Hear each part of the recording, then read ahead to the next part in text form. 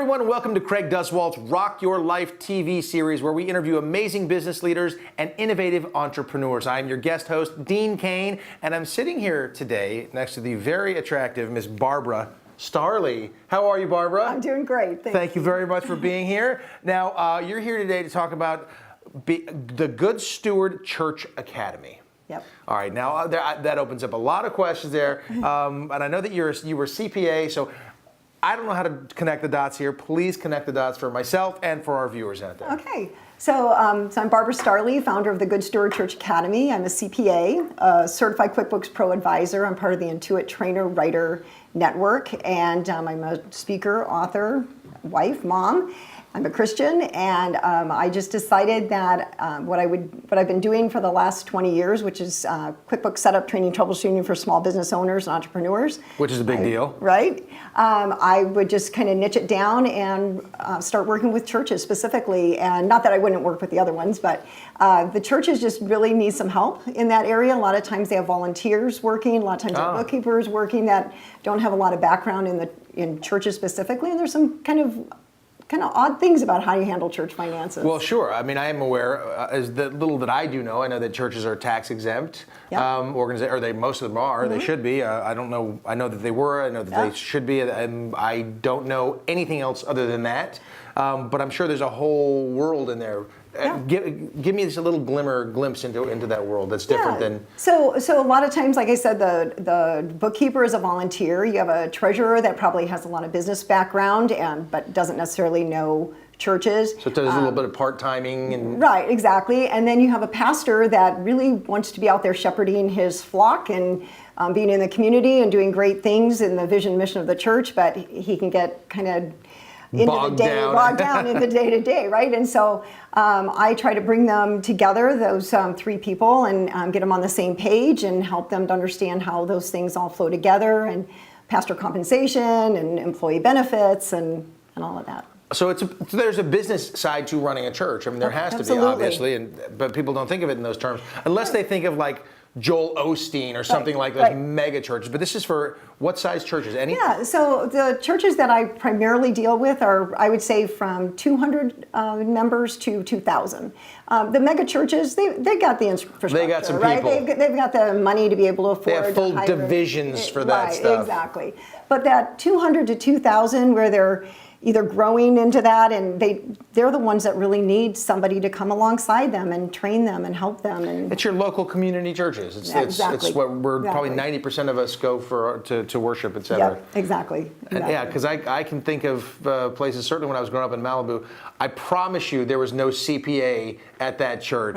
Right. Not at all, Malibu Press. Not a chance. Well, and the thing is, they don't need a CPA on staff if they have somebody that can train them to know what I know. So that's kind of the beauty of what I do. I come in and I'm all about empowering. I'm kind of an anomaly in the CPA world anyway. I've never done income taxes. Whoa. I've never done day-to-day bookkeeping.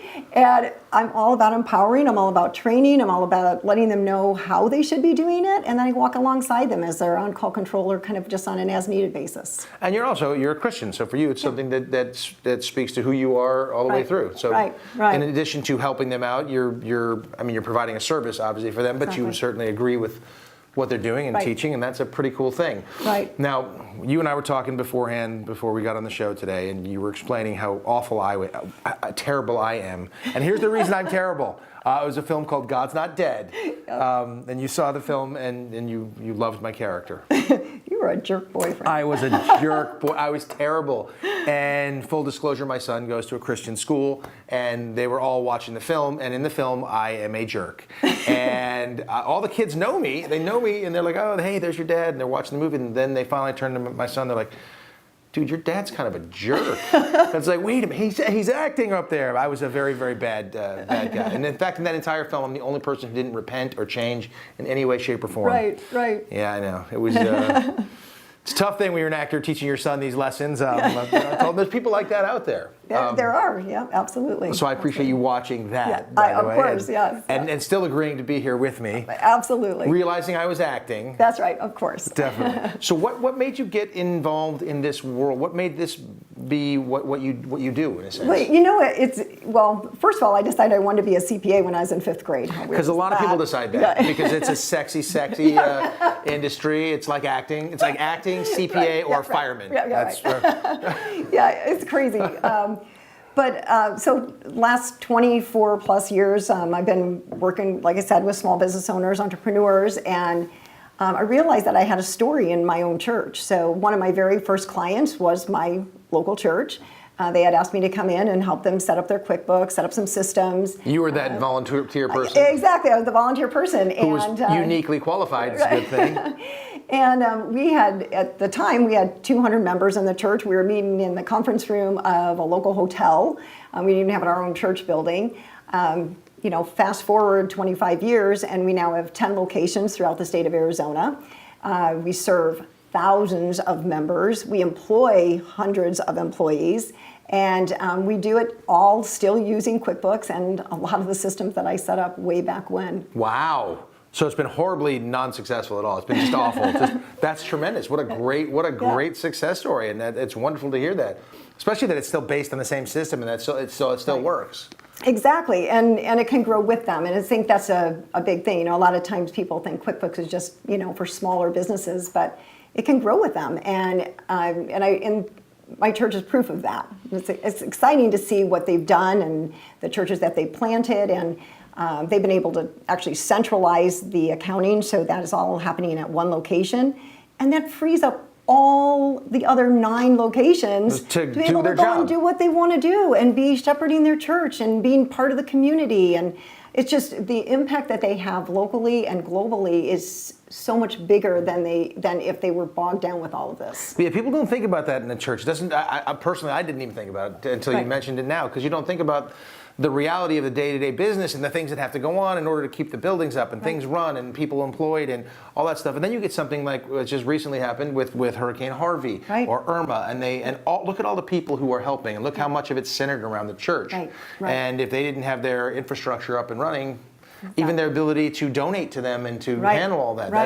And that obviously is all in this lovely little book. It's a small book. Well, I actually have 2 books. I wrote the amazing itty bitty book of QuickBooks shortcuts and the amazing itty bitty book of QuickBooks terminology. These are actually books that I wrote before I started the Good Steward Church Academy, but they are part of my training. So a lot of the shortcuts and terms that I use in my training, and then of course people that join the academy get one of these. So tell me about the academy. So what is the Good Steward Church Academy? Yeah, so it was really born out of my idea that I need to take my message bigger than where I am right now. I've been working one-on-one, one church at a time, and I just realized that the things that I am teaching are so important that I wanted to make it bigger. So it's an online 8-week course academy, where basically it feels like you're sitting down next to me and I'm training you, one-on-one how to do everything from A to Z in the accounting, how to get the right reports, how to communicate and be on the same page. And because it's online, anyone can join, really. That's in the United States, Lord willing, maybe even beyond our borders. Yeah. And when they join the academy, they also automatically get to be part of the Good Steward community. And so Good Steward community is there for the pastors, bookkeepers, treasurers to share information, to encourage each other. Questions, this, that, the other. Exactly. And then, of course, I'll answer those questions as well. So, if I was online and I was doing the academy and I had a big specific question for you, and we're online, can I ask a question? Absolutely. I've never taken an online course. So it's live. So I'm going to be actually. Live. Okay. And just If I raise my hand, you can't see me though. Right. But they can chat in the put a question in the chat box, and then I'll answer those questions. Yep. For pastors and treasurers, I decided that they probably don't want to sit through all the mundane, click here, click there type thing, which is what I'm going to do with the bookkeeper. So we're going to have probably 15, 20 minutes at the beginning, specifically for the pastors and the treasurers, and then we'll kind of dismiss them.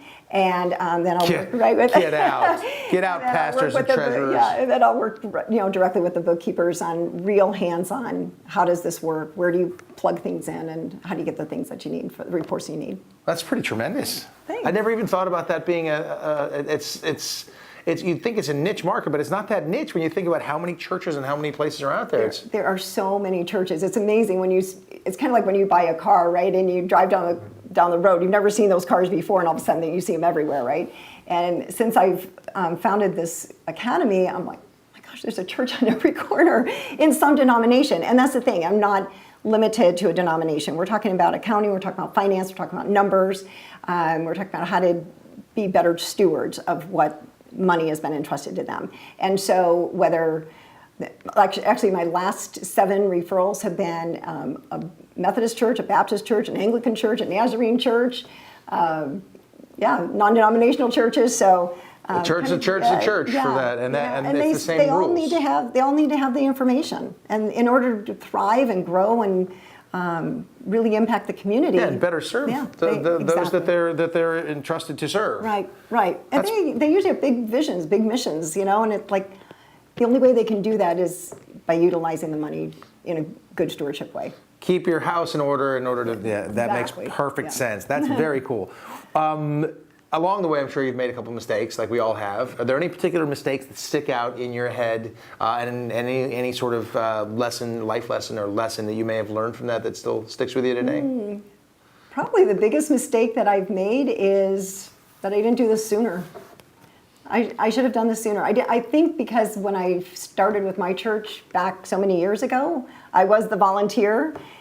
Didn't really think about them as a client or a success story because I was so involved in my church just because I am so passionate about it. And then I realized that's a success story. This is something that I can bring in a much bigger way. And I had people along the way telling me that I should take this bigger, and I never got it. I just didn't get it. Well, you're doing it now, so it's happening now. That's outstanding. Any particular advice that you received throughout your lifetime that maybe still sticks with you? Other than start this earlier. Yeah, I started. Always be learning. I just love learning. I love going to conferences. I'm all about that. The 80 hours of continuing education that I have to do every couple of years to be a CPA, no big deal because I love it. 80 hours? 80 hours of continuing education every year, every 2 years. Because all of the tax laws and everything keeps changing. And it's always changes. Changing. And they want to make sure that a CPA stays up with the certification and can bring to the marketplace what it needs to bring. Yeah. Wow. Might be getting in that business though. Make sure everybody has to get recertified every day. That's right, exactly. I'll get into that business. There's something else to be had there. Okay, there's a part here that our producers love to do called Rockstar Rapid Response. All right. It's where I ask you a series of questions rather quickly, and you give me the first word that comes into your mind as the answer. Okay. Very few times does it actually be one word, but we'll see what happens. Okay. All right. Ladies and gentlemen, Barabara+Starley, here we go. Rockstar Rapid Response. Who was your favorite band? Phillips, Craig, and Dean. I don't even know them, but But I'm Dean, so I'm happy with Christian that. band. Okay, good, perfect. What is your favorite song? All Right by Darius Rucker. Ooh, Darius Rucker. He's gotten a couple of Darius knocking it. I love Right him. Very good dude. I heard Wagon Wheel earlier, so I got that one too. What is your favorite movie? I'd have to say Sleepless in Seattle. Wow, and the romantic just showed up. Hello. Are you a morning or a night person? Definitely night person. Wow, I would have picked you as a morning person. I'm just missing them all here. I didn't see Sleepless in Seattle coming either. Where would you go if you were invisible? I would go. It's G-rated. We have a lot of churchgoers out there listening. I think it's hard to answer that question because anywhere that I want to go, I'd want to be present. But if I could go anywhere and be invisible right now, I'd want to peek into heaven. That I have never heard, and that's a great answer. I'm going to borrow that if anybody asks me that question for sure. What is your favorite food? My favorite food is my mom's beef stroganoff. Brilliant. Can you make that? I can, but she always makes it better. All right. What is your biggest fear? Regret. And any particular word you love? Awesome. Good word. An awesome word. Any particular word that you hate or dislike? Just kidding. Just kidding. You don't like that. Well, then no jokes from me. I'm just kidding. No, see? That was on purpose. That was on purpose. All right. Lastly, on a scale of 1 to 10, 10 being the coolest, how cool are you? Oh, man. I've never thought of myself as cool. I'll just go with my lucky number, 7. 7's a good number, absolutely. It's not right in the middle, it's certainly above, but you're not putting yourself too high up there. We've had some high numbers, and that's fantastic. Thank you so much for being here, Barbara. If people want to get in touch with you, if there are groups out there that want to get in touch with you, how do they do so? The best way to get in touch with me is to go to my website, the Good Steward Church Academy.com. All my information, all my contact information. They can even send me questions, and we'll put that website right here, under here. It's more work for our producers. I like it that way. Thank you so much, Barbara, for being here. Thank you. And we'll be right back after these messages. Thanks. Well done.